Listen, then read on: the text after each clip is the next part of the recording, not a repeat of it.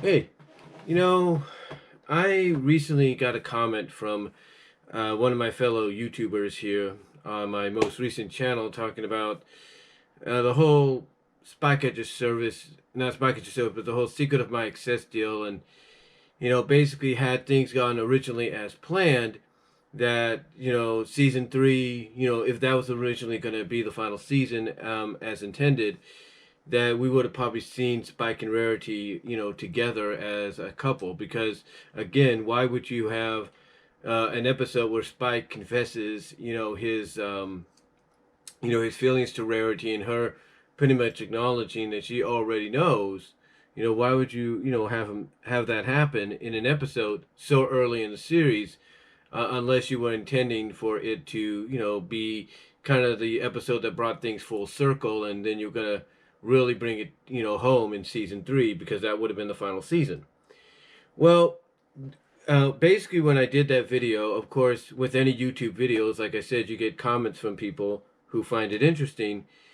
And one person by the name of Silver Comet, I believe, they have another name they utilize, but in parentheses, they use Silver Comet. Basically, they mentioned something that kind of caught my attention, and I'm sure once I read it off, a lot of you will probably already know what I'm talking about, since it's been something that I've heard be discussed, on the internet and in the MLP fandom for as long as I've been a part of it myself.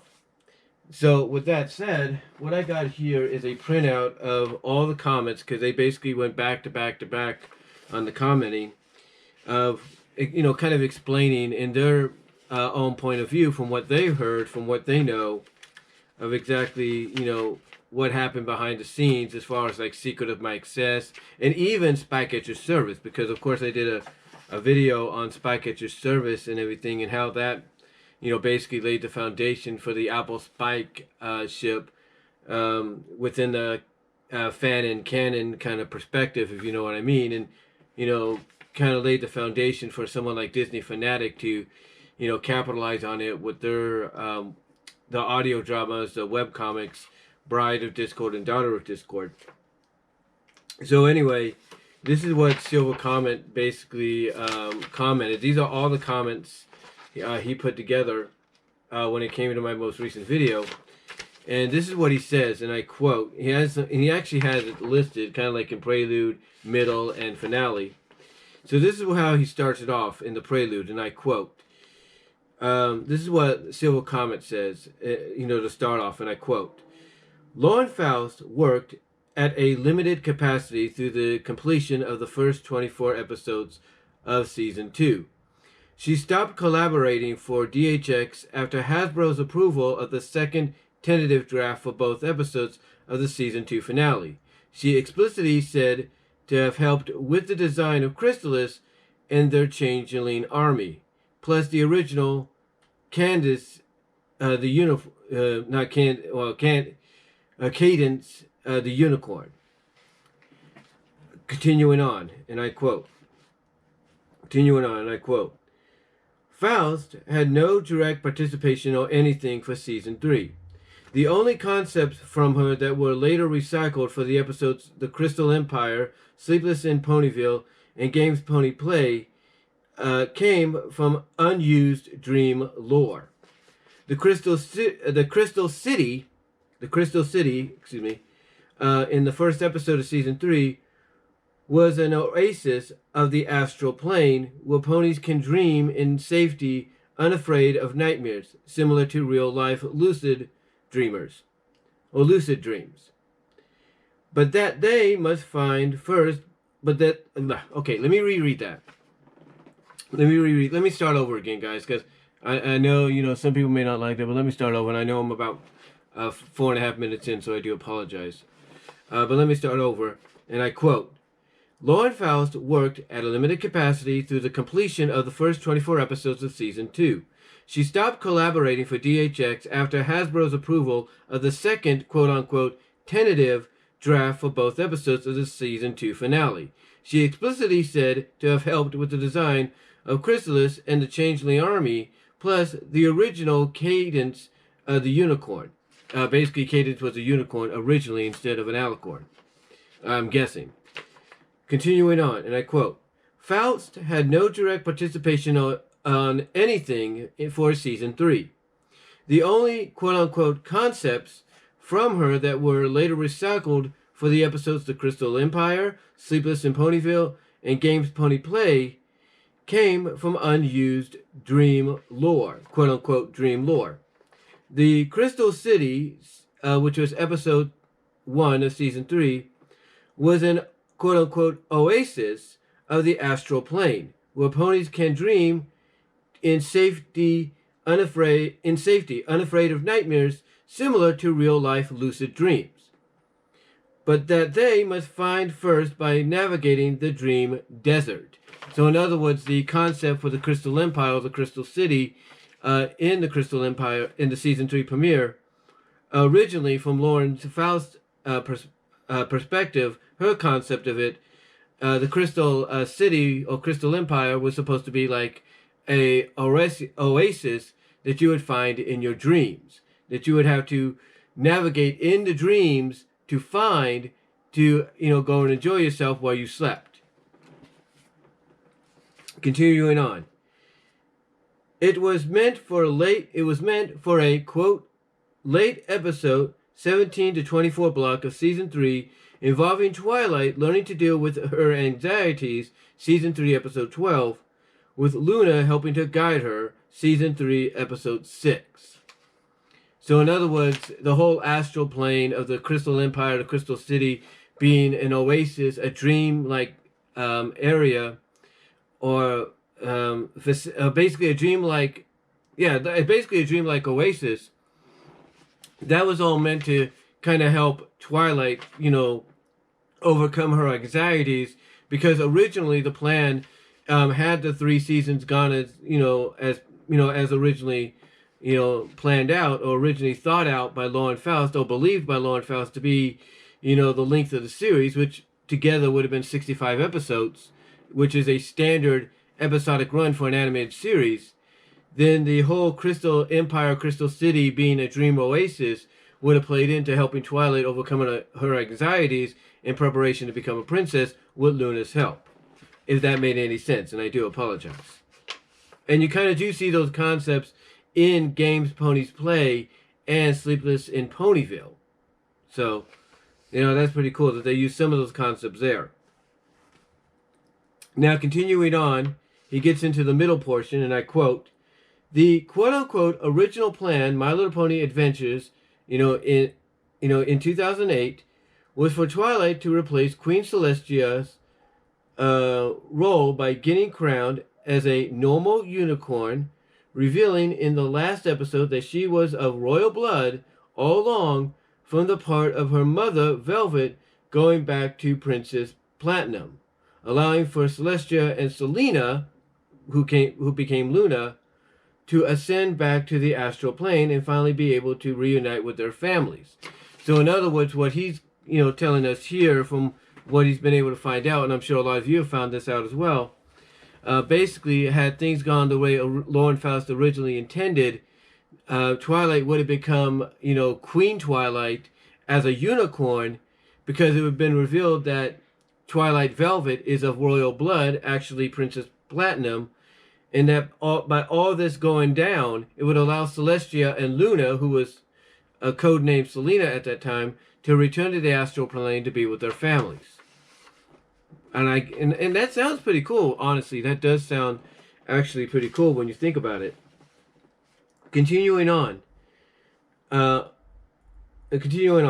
Mitchell Aaron Larson, M.A. Larson, was tasked with writing the series finale 2-parter, Pandora's Box, Season 3 to 25, and New Magic, Season 3, Episode 26. The script was approved internally before the airing of the Season 2 finale. So initially they were planning for Season 3 to be 26 episodes like the other 2 previous seasons, but because I guess they wanted to go that traditional standard 65 episode run, because again, the belief was, it was going to be a short series, it looks like they cut that two-parter. They cut that two-parter, which was again called Pandora's Box for the 25th episode of season 3, and New Magic, which was episode 26 of season 3.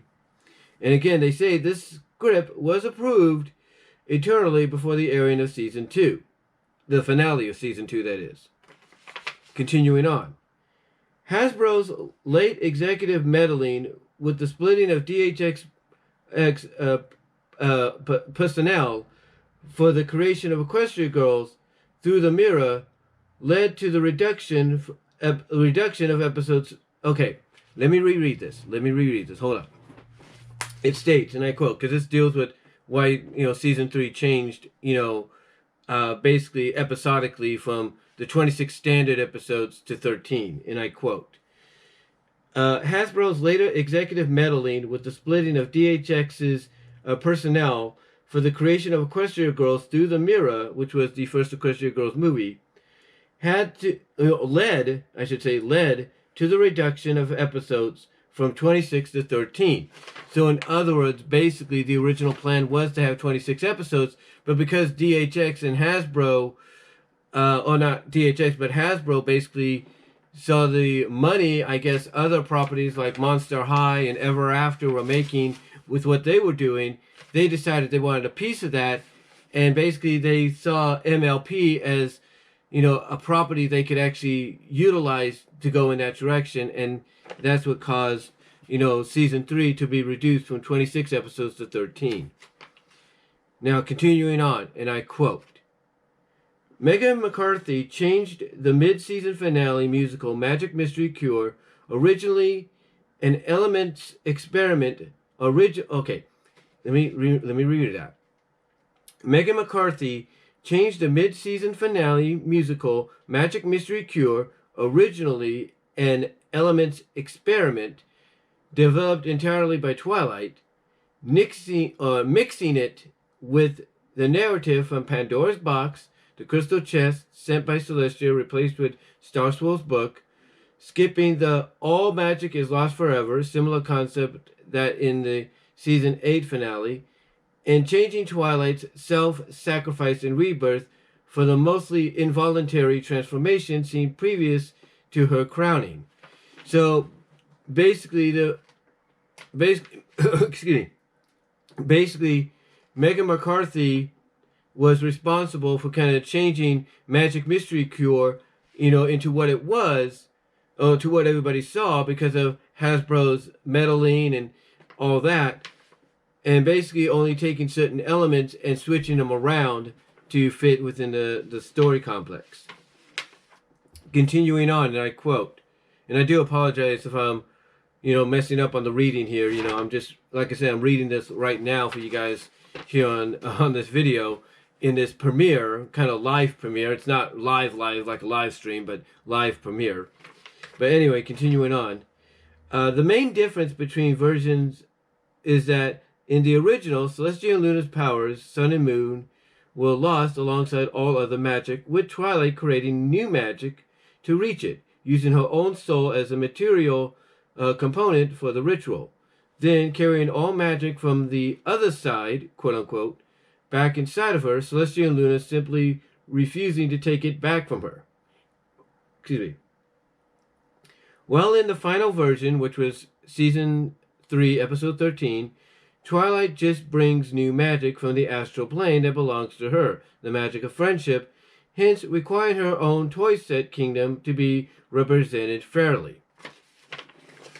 Now, continuing on, and I quote, here's the final part, because again, he broke it up into 3 parts. Final part. Okay. Let me rephrase that. Let me restart. Finale. Here's the final part. Here's the third and last part he broke it into. How is all this related to Rarity and Spike?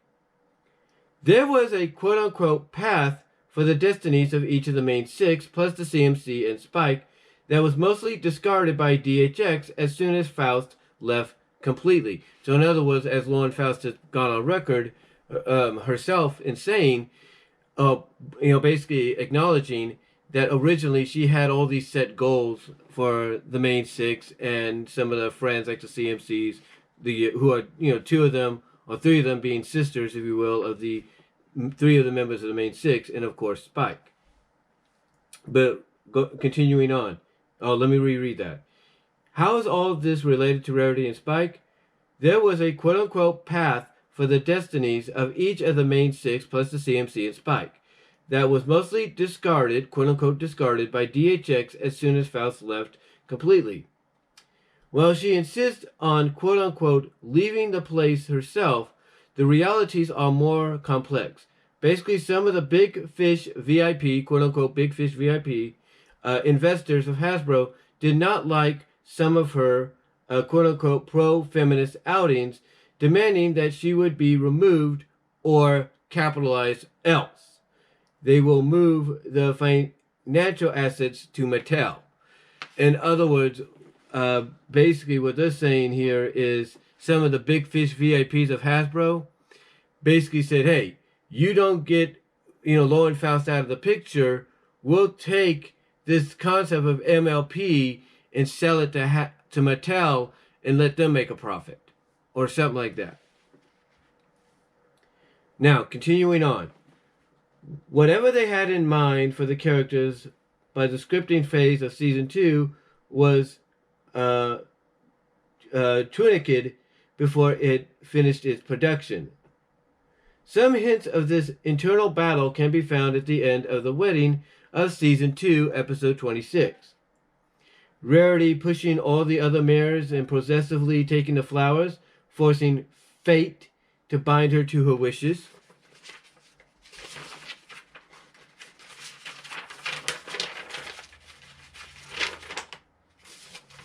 Continuing on. The pictures taken shows Spike dancing with Sweetie Belle, like how in a typical telenovel, Latin American serial drama / soap opera, the rejected guy ends up with the younger sister of the original love. Luna arriving at the very end, quote-unquote, missing all the important stuff. All of her voice scenes were redacted by Hasbro's request without giving a reason. And then to finish it off, this is where the Spike at your service part comes in. Well, this is how it basically, you know, basically this is how Spike at your service comes into play, if you will, for Season 3. It says, later on in Season 3, the Rarity episode, the quote-unquote Rarity episode involving Spike, original script for Spike at Your Service, Episode 9 of Season 3, was edited so it was Applejack instead. This was to avoid, quote-unquote, implication related to the way Rarity, in character, would treat Spike while in that position of power, knowing he had, quote-unquote, no choice in the matter, unlike any previous episodes where he always did things for her by, quote-unquote, his own will. Now, finishing off, this is what they say. This, quote-unquote, special behavior of hers was subtly referenced later in Inspiration Manifestation, which was episode 23 of Season 4. I think they meant 5, but we'll see. I considered this, quote-unquote, the last of the classical Sparity episodes. Okay, so what he's getting at here, you know, because like I said, you know, I look at, you know, the fact that when they did Secret of My Excess, you know, you would, you know, so early, you know, so early in the series with Spike confessing his feelings for Rarity and her already knowing, basically what he's, you know, getting at is that because of a lot of eternal meddling, things had to change. Things had to change in a way that basically, you know, there was decisions going back and forth behind the scenes. Like, the reason we see Spike dancing with Sweetie Belle, you know, in the, in those pictures, that picture montage, if you will, that happens at the end of the episode, basically, it's like a telenovela, which is a soap opera in Spanish, if you will, Latin American, if you will. Basically, it's like, in a telenovela, or soap operas in general, the youngest sister always ends up with the guy that gets rejected. Like like the love of his life, like the love this guy is looking for that he thought originally was with the older sister, is actually found in the younger sister. And that's what Silver Comet is trying to explain. That the reason we see Spike dancing with Rarity the way, not Rarity, but with Sweetie Belle, the way he does, is mainly because of the fact that Sweetie Belle was being positioned reference-wise, if you will, was being positioned reference-wise as basically who Spike would have ended up with from a telenovela like perspective. Again, he also brings up the fact that when Rarity pushes all the other mirrors out of the way, like the the bridesmaids and all that, just to get the flowers and everything that Cadence tosses, and basically sealing her destiny by fate of what is to be. Again, all of this was all internal battling that was going on. Like basically a lot of the decisions that were agreed upon, reluctantly agreed upon, and stuff like that were all because of internal struggles. And as far as season 3 goes, how it relates to Spike at Your Service, and again, I'm sure a lot of you already knew about this. Spike at Your Service was originally supposed to be a Sparity episode. And that basically it was supposed to be Spike serving Rarity, or trying to pay back Rarity, hand and hoof. Basically, taking care of whatever needs she needed. However, obviously, because Rarity is the element of generosity, they didn't want to put her into that light where she would take advantage of the situation of, here's this character that has a crush on her, who she has saved, somehow from the Timberwolves, if you will, whatever situation originally he was going to be in. Here he is trying to pay her back, and she obviously sees an opportunity to be like, hey, I can get this guy to do what I want, kind of deal. And apparently, behind the scenes, they didn't like the idea of doing that. Now, we kind of saw something identical, if not similar, if you will, or referenced, or subtly referenced, if you will, or subtly similar later on the final season with Dragon Dropped, and how she felt about Spike being around Gabby and her doing what she did there. So, obviously, any idea that they had planned originally for Spike at Your Service, where Rarity was supposed to be the pony Spike was trying to pay back and not Applejack, that subtly got used, obviously, in Dragon Dropped. And when you really think about it, honestly, I think it was probably a good move on their part to go that route, because one, we don't get that many Spike Applejack episodes, even as early as back then. So to see Spike and Applejack teamed up together in an episode, and it being done to basically teach a lesson on, from Spike's point of view and even Applejack's point of view, I thought was pretty cool. I thought it was a pretty cool decision for them to make. But again, for Silver Comet to bring up, what we already knew, that originally, or at least a majority of us knew already, that, the episode was supposed to be a Sparity episode originally.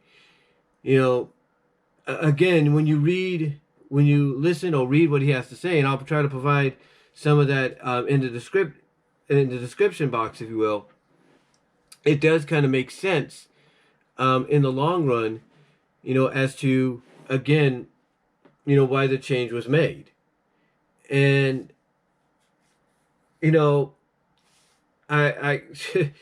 this here is just an example. I mean, all these things that he mentioned, these are just examples of, you may come up with the concept, like Lauren Faust came up with the concept for this, and you may be able to see most of it come true even when you're not there in some shape or form.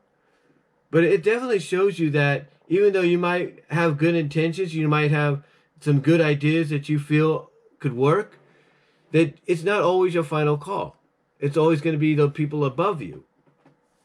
It's always going to be the people above you that are saying, hey, look, you know, you need to do this instead of this. I mean, again, this would better explain why season 3 was cut short. It wasn't mainly because they weren't going to go the 26 episode route. They were, but mainly because of the fact that, you know, Hasbro wanted half of DHX's staff and personnel that was working on the series to go work on the Equestria Girls spinoff, because apparently they saw the money the other companies like Mattel, I think, was bringing in with the things like Monster High and Ever After High. So yeah, you know, again, this is just an example of behind the scenes, you know, that behind the scenes meddling by executives of, you know, understanding, hey, fans are the reason, understanding that fans are our bread and butter, but also sticking their nose where it doesn't belong. You know, some decisions, you know, some directives that they and later on Megan McCarthy through them came up with. Yeah, some of those decisions were great to go with. I mean, again, the fact that, you know, instead of putting, you know, Rarity in the position of Spike paying her back, instead they went with Applejack. That was a great move because, again, you know, Rarity is looked as the, you know, element of generosity. And yes, we have seen in earlier episodes, even back then, in later episodes, that she could become, you know, the exact opposite of that, or she could be, or have the tendencies to become the exact opposite of that. And it basically, you know, it basically puts her in a bad light. It basically puts her in a very bad light to the point that she has to come out and apologize for her actions. Now, again, you know, for them to change it over to Applejack, it's okay. I agree, it's a good move. It actually worked out a lot better. But you know, you have to wonder again, because I believe he mentioned it here, that it sounded like, from what I'm getting at, you know, from what I'm getting at here, it says later in season 3, the Rarity episode involving Spike, original script for Spike and Spike at the Service, which was the 9th episode of season 3, was edited so it was Applejack. And this is what they said, and this is what was talked about even long before Civil Comment put this in the comment section. This is what was this was the reasoning. The reasoning was to avoid implications related to the way Rarity in character would treat Spike while in that position of power, knowing he had quote unquote no choice in the matter, unlike any previous episode where he always did things for her by his own will. In other words, basically, you know, they didn't want to, like I said, they didn't want Rarity to come off as somebody that was taking advantage of something that Spike in previous episodes and future episodes does on his own accord because he cares that much about Rarity more than just as a friend. But yeah, this just, again, is a prime example from a behind-the-scenes standpoint of executive meddling coming in when it shouldn't. Now, again, do they end up making decisions that seem to be the right decisions in the long run? Absolutely. You know, absolutely. And again, choosing Applejack to be in place of Rarity in the episode Spike at Your Service, I think was great. But all the other potential that they had to basically rearrange and subtly put in quick spurts with future episodes, had they left it as originally planned, from what I've read, I honestly believe they would have done a lot better. I think if they would have left things as originally intended, you know, without so much meddling, I think honestly, you know, the finale for season 3, you know, would have been a great coming full circle kind of situation when it comes to the premiere of that same season. And then just go from there and see what happens. But overall, though, again, you know, just reading off, you know, these behind the scenes things that Silver Comet, you know, brought up in the comment section of my previous video, it definitely shows you that, again, you know, executive meddling can be good, but it could also be not so good. and that sometimes you just got to let the people who come up with the concepts and the ideas to do their own thing and see what happens. So overall, again, some of these ideas, some of these ideas seemed pretty good. I mean, the fact that they took a lot of the concepts originally intended for the for the season 2 finale and the season 3 premiere and finale, you know, to see some of those concepts utilized later on in episodes like Sleepless and Ponyville, Crystal Empire, and Games Pony Play, you know, it's better than nothing, honestly. And again, I think some of what was originally intended for Rarity to display, had she been in the position originally than Applejack was, I honestly think we saw a lot of that kind of come to fruition and drag and dropped in a very subtle way when you really think about it. But anyway, though, guys, what do you think? What are your thoughts on what Civil Comment had to say? Comment down below. Let me know what your thoughts are on the live chat during the premiere. I do apologize. I went back and reread things, if you will, kind of, and sounded like I was rambling. I was trying to make sure I got, every, comment or everything that he was talking about, he brought up, done correctly. Again, let me know what your thoughts are down below. Let me know what your thoughts are on the live chat during the premiere. And I will talk to y'all later. God bless. Take care. Get vaccinated if you can. And I am out.